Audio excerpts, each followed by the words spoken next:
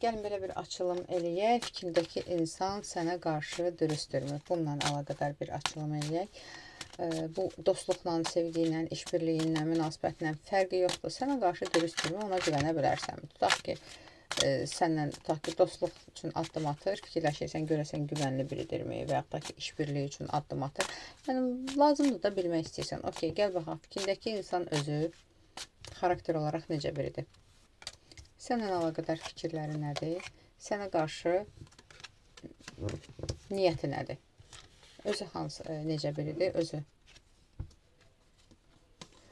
Bu insan özü, belə deyim də, ola bilsin bunun keçmişdə münasibətlə, ilişki ilə əlaqədar və yaxud da ki, güvənlə əlaqədar, güvən problemi olan bir insandır. İnsanlara güvənməyən bir insandır. İnsanlara, belə deyim də, introvert bir insandır. Ola bilsin ki, hansısa maddiyyatla əlaqədar sıxıntısı var. Yəni, bəlli bir travma almış bir insandır.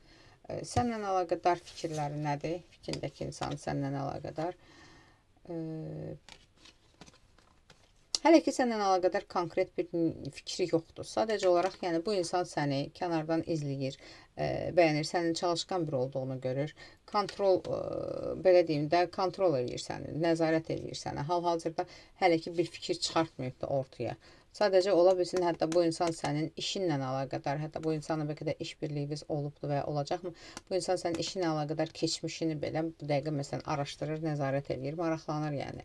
Belə bir şey çıxır. Niyyəti nədir səninlə əlaqədar? Yenə niyyəti burada partnyorluq niyyəti var. Burada birlikdə hansısa birlikdə birləşib maneələri aşmaq bir niyyəti var sənin. Yəni elə bil səni özü üçün uğurlu birimi görür, ya yol cəhətdən, ya biliyindənmi istifadə edir. Burada daha çox görürəm ki, işbirliyi, partnyorluq belə bir şey var. Təklif var. Okey, gəl buna baxaq. Bu insanla bəlli bir yola çıxsan, dostluqdur, yəni işbirliyidir. Sənin üçün xeyirlidirmi? Bu insanla bəlli bir yola çıxsan, dostluq və ya işbirliyi xeyirlidirmi sənin üçün? Bu insanla bəlli bir yola çıxsan, o qədər də xeyirli olmaya bilər. Niyə olmaya bilər? Çünki bu insanın xarakteri çox qəliz bir xarakteri var. Gəl belə baxaq, bu insanla tutaq ki, iş təklif eləyibdir. Bu insanla tutaq ki, işbirliyi etsən sənin üçün xeyirlidirmi? İşbirliyinə başlasan sənin üçün xeyirlidirmi? Məncə yox, elə də yox. Çünki bu insan öz xeyrini ancaq gözləyir bu işbirliyindən və sən sadəcə ola bilsin, sən hansısa bir şəkildə bilgindən istifadə eləyər və s. Yəni, gözləntilərin doğrulmaya bilər də, əgər işbirliyidirsə.